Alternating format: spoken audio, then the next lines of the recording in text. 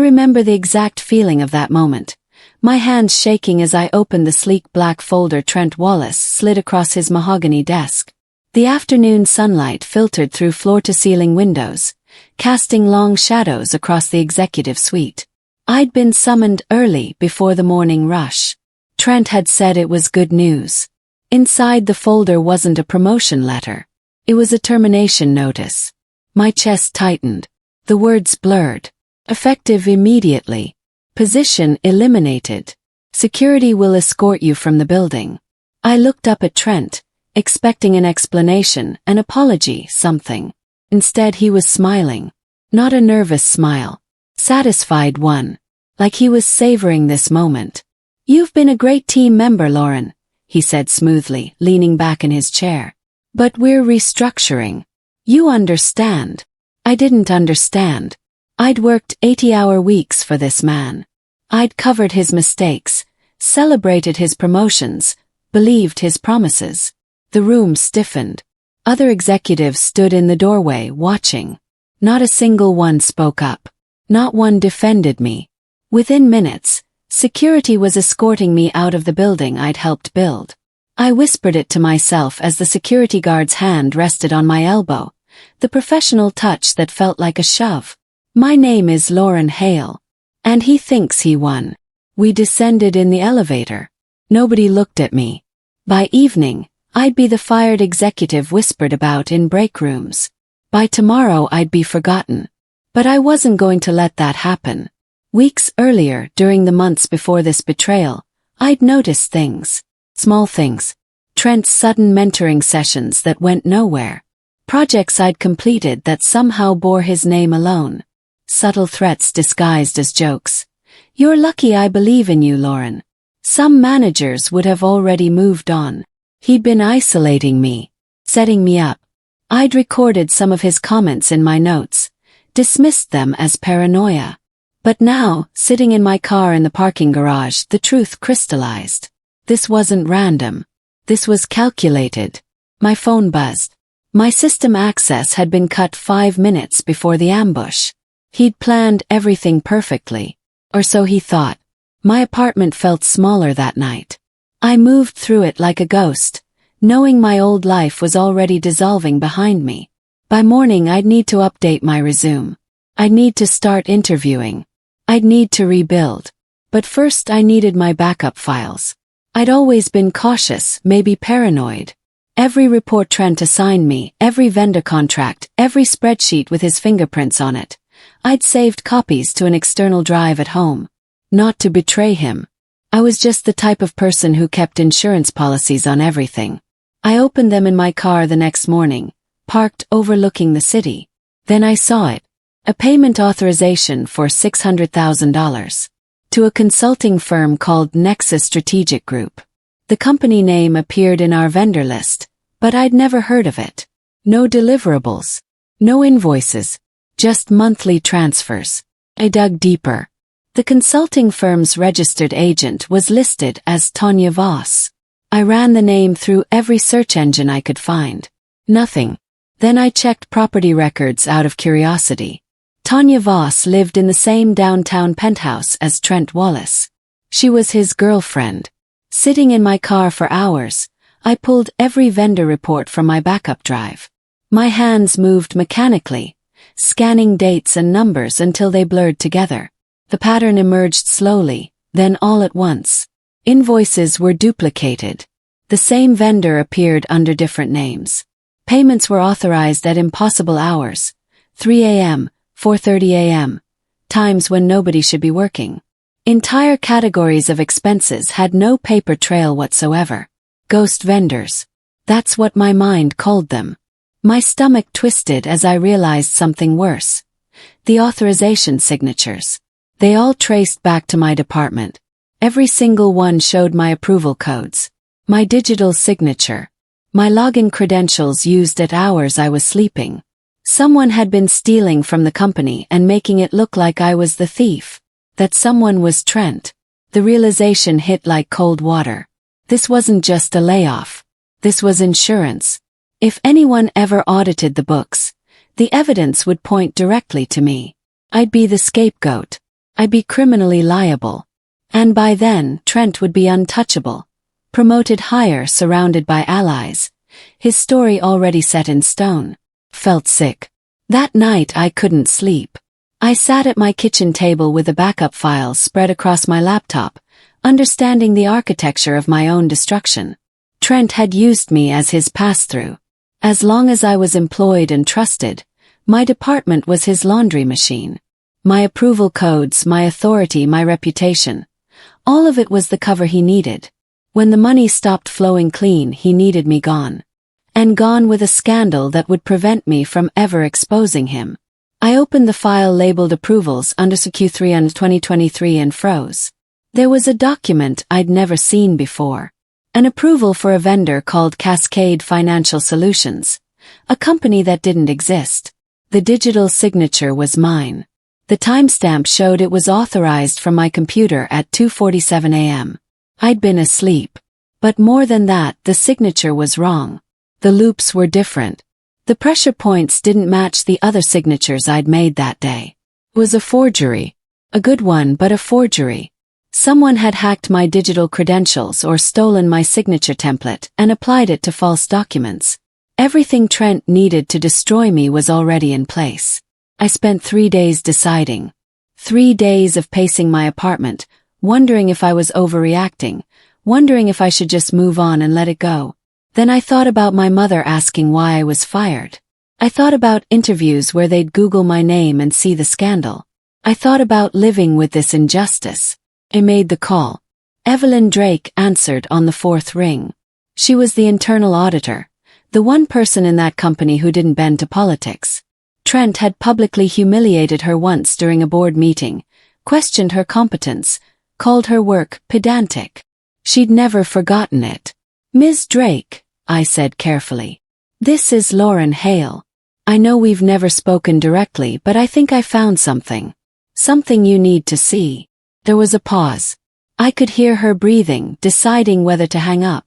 If this is about Trent, I'm listening, she finally said, her voice cold and measured. But Lauren, if you're wrong, if you're throwing accusations at me without proof, he will bury you. He has more power than you think. I swallowed hard. I'm not wrong, I said. Can we meet? We met in her car at a remote parking lot outside the city. Neutral ground. Evelyn was in her 50s, sharp-eyed, with a kind of presence that made you believe she'd seen everything twice. I handed her the backup drive without speaking. She plugged it into her laptop, and I watched her face as she scrolled. Her expression didn't change at first, just the focused scan of someone reading data. Then her jaw tightened. Her eyes widened slightly. She kept scrolling. 5 minutes passed. My heart was pounding so hard I thought she might hear it. Lauren, she finally said without looking at me. This isn't misconduct. This isn't even fraud. I waited. This is felony-level theft. This is money laundering. This is the kind of thing that sends executives to federal prison. She turned to me, and I saw something shift in her expression. Not just belief. Recognition. The recognition of someone who'd been watching Trent's rise and wondering how he'd gotten away with it. How long has this been happening, she asked. 3 years from what I can see, I said quietly. Maybe longer. Evelyn looked back at her laptop, then back at me. If we do this, she said, we have to be absolutely certain. We have to be careful. And we have to move like we're invisible. I disappeared from social media. No angry posts. No cryptic tweets about justice or betrayal. No legal threats or public accusations. I simply vanished. I didn't call former colleagues. I didn't network or badmouth Trent. I sent out resumes quietly and told people I was taking time off. Looking for a new opportunity. Trent, I learned through a mutual contact, believed I was broken. Finished. Too traumatized to fight back. It was exactly what I wanted him to think. Meanwhile, Evelyn and I worked in secret. She had access to the internal systems. Access that couldn't be traced because auditing required her to move through all the company's files. She documented everything. Every payment.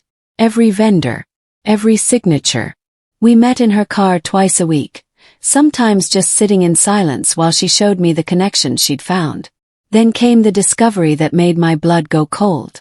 One of the payments, $600,000, hadn't gone to Nexus Strategic Group after all. Not the whole amount. Evelyn traced a secondary transfer that went straight into Trent's personal checking account. He wasn't just stealing company money. He was stealing from his own cover-up. Evelyn called me at midnight. "I found something in HR," she said without preamble. "You need to hear this." We met at a 24-hour diner. She had printouts spread across the booth. Personnel files, performance reviews, email logs. "Trent manipulated your HR records," she said, sliding the papers toward me. "Performance reviews you never received. Complaints against him that were deleted entirely. Emails from you requesting meetings that were censored from official logs." I stared at the documents. How is that even possible? He had someone in HR. Maybe he was sleeping with them. Maybe they owed him. But look here. She pointed to a file marked with red pen. "Your last quarterly review. The one from 2 weeks before he fired you." The review I'd actually attended showed a rating of exceeds expectations. 3 glowing paragraphs about my work ethic and leadership. But the official copy in the system showed something different. Mediocre ratings. Vague concerns about judgment. A notation that my performance was declining. The timestamp on the altered version had been changed. Updated 2 days after I was fired. "He rewrote history," I whispered. "He changed when it happened to make it look like there was a pattern." Evelyn nodded grimly. "He's been building a case against you for 6 months. But Lauren, there's something else." Using the HR data Evelyn had recovered, we built a timeline on her laptop that night. A detailed timeline showing Trent's interference, falsifications, and cover-ups. The pattern was undeniable. 6 months before my firing, Trent accessed my digital credentials after hours, copying signature templates and login information. 5 months before, the first ghost vendor payment appeared under my name. 4 months before, HR records about my performance began being altered. 3 months before, he started public comments questioning my judgment, planting seeds of doubt about my competence. 2 months before, the payments accelerated. The forged signatures became more frequent. 1 month before, HR records were completely rewritten. My performance review was changed. Complaints against Trent from my department were deleted. 1 week before, my system access was downgraded, a move he blamed on a security audit. Then the firing. Evelyn saved the timeline to an encrypted file, backed it up in 3 locations, and looked at me with something like grim determination. "There's a vendor audit scheduled in 12 days, she said. "A surprise comprehensive audit requested by the board. Will it expose him?" "Yes, it should. If we're lucky. And if we're not." Evelyn closed her laptop. "Then we make sure it does." We spent days planning in secret. If the fraud was exposed during the audit, the board would be forced to act immediately. But we couldn't risk Trent getting ahead of us. He was too clever, too connected. We needed irrefutable proof. And we needed it to look like Trent himself triggered the exposure. "He's leading the audit," Evelyn said one afternoon, going over the meeting schedule. "He volunteered for it.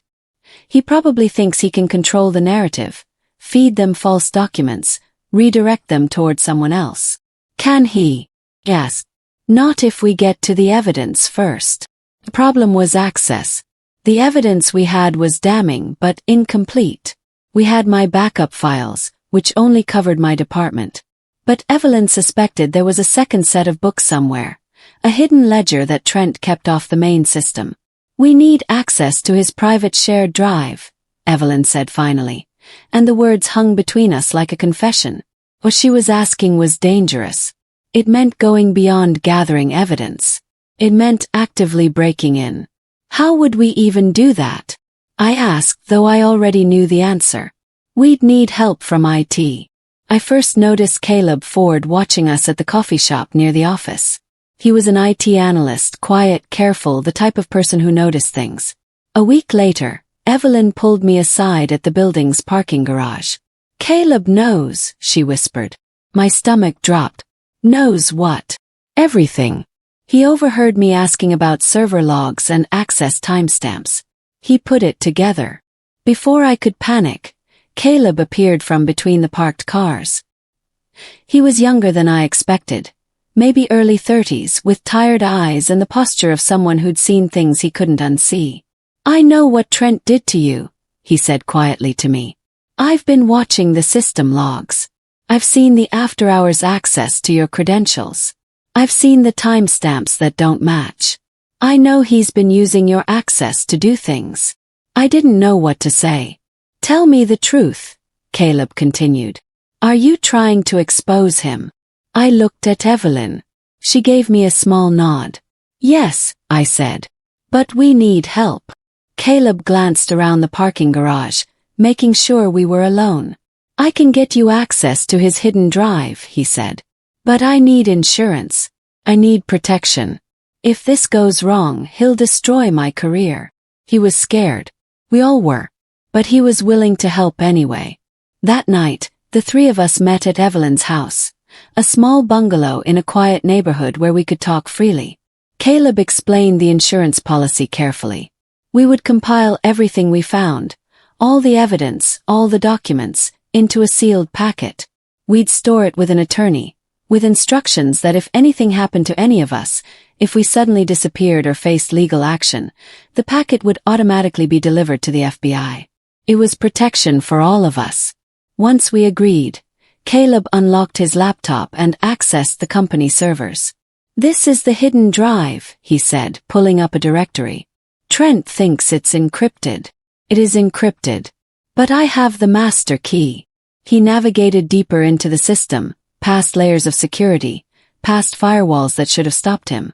Then he opened a folder. Inside it was another set of books.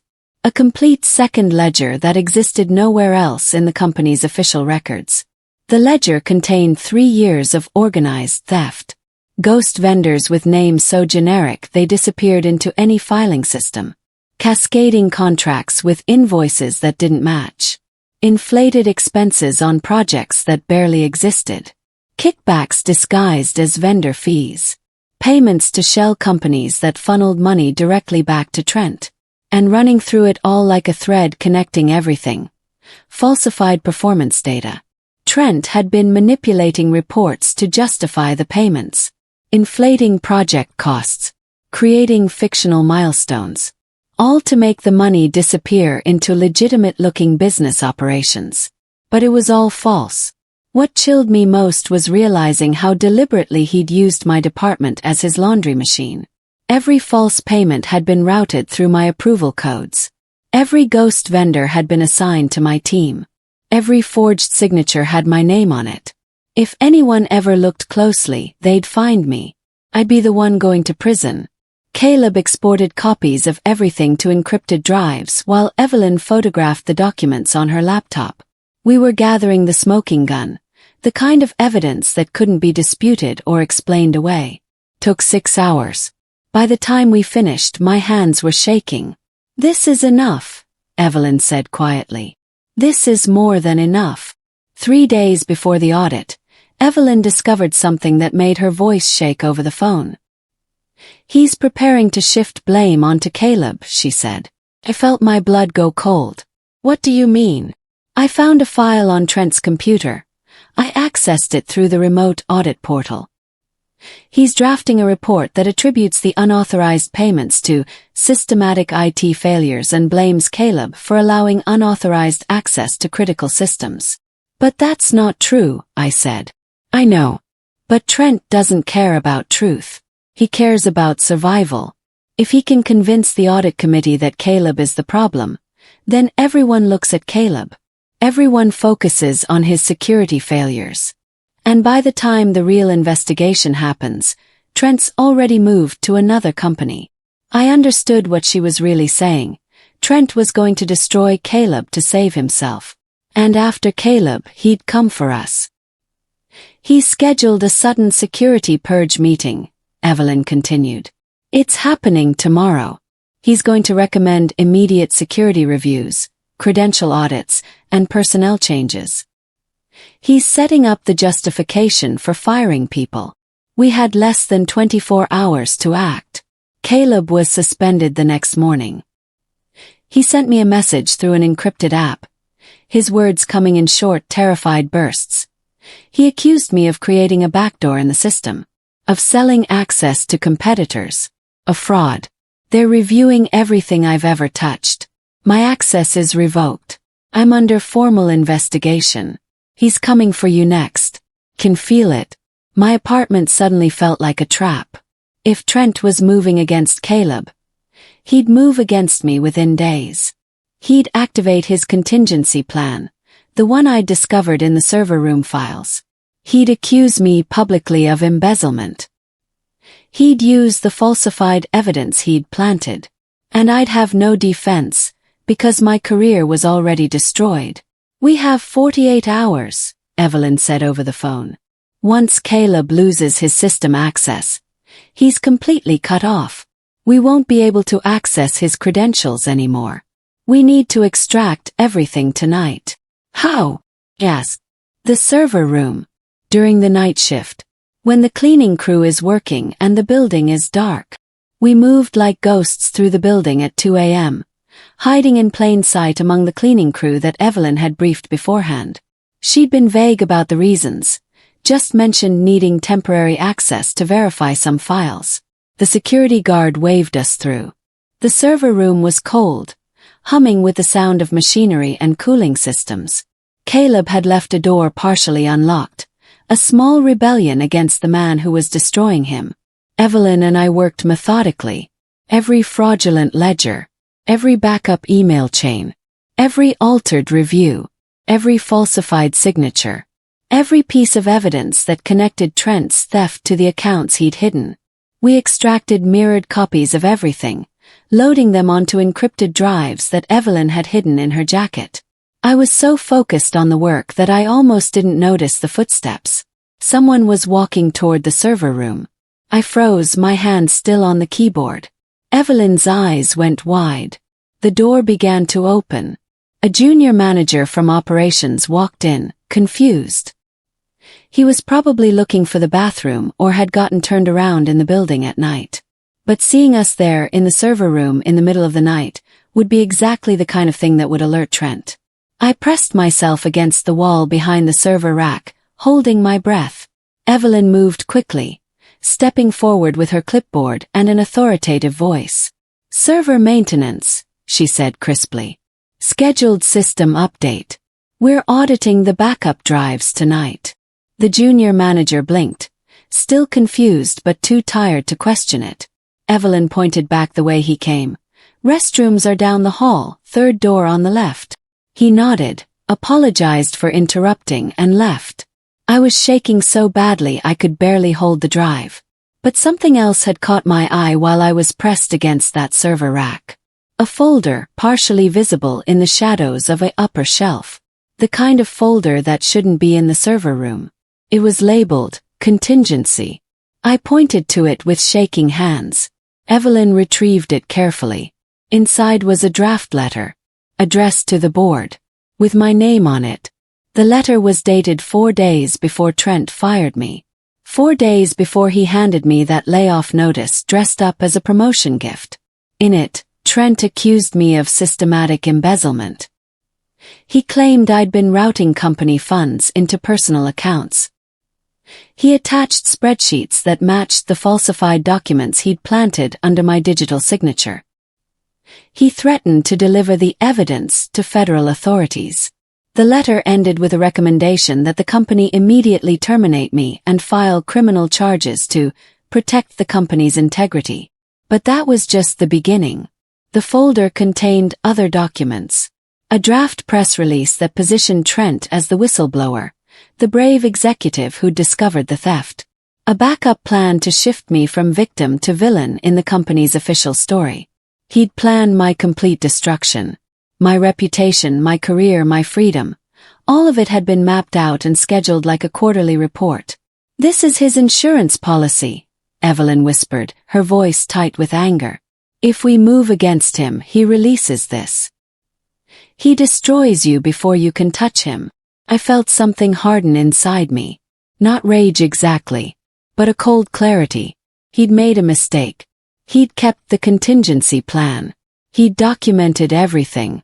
And now we had it. Let's finish this, I said. We worked through the rest of the night and into the early morning, compiling, organizing, creating a comprehensive, encrypted report addressed directly to the board audit committee.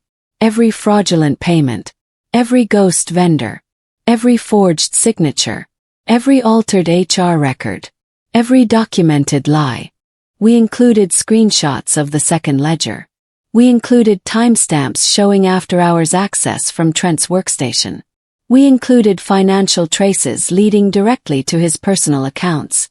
It was airtight, but we didn't send it immediately. That would be too obvious. That would give Trent time to run. Instead, Evelyn scheduled it to auto-send at 2:47 p.m. on audit day, exactly 12 hours after the audit meeting began. Trent would be deep in his presentation, explaining the company's supposed security failures, probably already congratulating himself on survival. The email would arrive on every board member's phone simultaneously. They'd read it together. They'd see the evidence appearing on their screens even as Trent spoke. He won't see it coming, Evelyn whispered as we set the final parameters. I looked at the encrypted report one last time. The evidence that would either save us or destroy us. No, I agreed. He won't.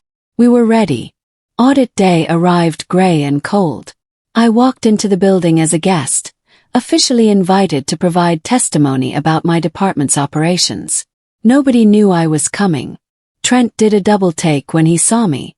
Actually went pale. His hand shook slightly as he poured his coffee in the executive kitchen. I watched from across the room. The board meeting began at 1:45 p.m. in the conference room on the executive floor. Trent stood at the head of the table with his presentation queued up, explaining the company's vendor relationships, the reliability of internal controls, the strength of his management. He was convincing. He was polished. He was already winning. At 2:47 p.m., the iPad in front of each board member buzzed simultaneously. All 6 of them. I watched their faces shift. Confusion first, then concern, then something harder. One of them began scrolling. Then all of them. Trent continued talking, not noticing yet. The CFO's face went from red to white. The CEO leaned back in his chair, jaw clenched. One board member stood up abruptly. Trent finally noticed. What's happening? He asked, his voice suddenly uncertain. The CEO turned the nearest iPad toward him. Trent's eyes scanned the screen. Once. Then his entire body seemed to collapse inward. This is manipulated, he whispered. This is doctored.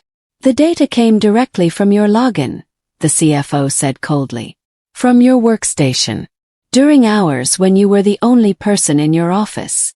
Trent's skin had gone the color of old newspaper. Security guards appeared in the doorway. Trent Wallace, one of the security officers said formally. We need you to come with us. Trent stood up, his movements stiff and strange, like a puppet controlled by someone who didn't understand how bodies worked. This is a mistake, he said, his voice barely audible. Lauren set this up. She hacked my systems. She's manipulating. That's not possible, Caleb said, stepping into the conference room. He'd been waiting in the hallway, waiting for this moment. Everyone turned toward him. I'm the lead IT analyst for this company, Caleb continued, his voice steady and professional. And I can confirm that every piece of evidence in this report was accessed through legitimate audit protocols. Every timestamp is verified. Every digital signature is genuine. Trent's face crumpled. The CEO opened the encrypted report on the main projector. The screen lit up with the first page. A summary of 3 years of systematized theft. Ghost vendors. Shell companies. Falsified contracts. Every fraudulent ledger appeared. Every forged signature. Every payment routing directly to Trent's accounts. The room went completely silent. "Get him out of here," the CEO said quietly to security. As they escorted Trent from the room, his eyes found mine across the table. For one moment we locked gazes. I saw the exact instant he understood that I wasn't the broken person he thought he'd left in a parking garage. I'd been waiting, building, surviving, and now I was winning. The news traveled through the company like electricity. Within an hour, every department knew that Trent Wallace had been removed from the building by security. By end of business they knew it was fraud. By the next morning the news had leaked to the press.